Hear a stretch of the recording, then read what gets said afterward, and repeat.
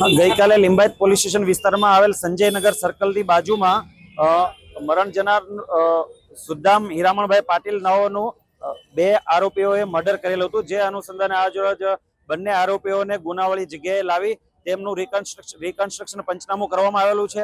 તેમજ મહેરબાન નાયબ ચીફ મિનિસ્ટર શ્રી હર્ષ સંઘવી સાહેબ અને મહેરબાન પોલીસ કમિશનર શ્રી અનુપમસિંહ ગેહલોત સાહેબની સૂચના અને માર્ગદર્શન હેઠળ કોઈ પણ આરોપી છે તે જો કાયદામાં રહેશે તો ફાયદામાં રહેશે, તે અનુસંધાને કડકમાં કડક આરોપીઓને સંદેશ આપવામાં આવે છે, જો કાયદામાં રહેશો તો ફાયદામાં રહેશો।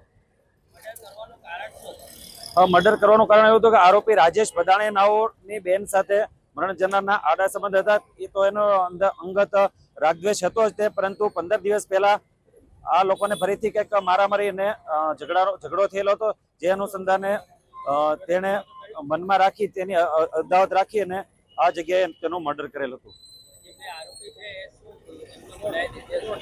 આરોપીઓમાંથી એક રાજેશ ભદાણે છે, તેઓનો 2018માં 307 નો ગુનોનો આરોપી છે, બીજાનો ગુનાહિત ઇતિહાસ નથી।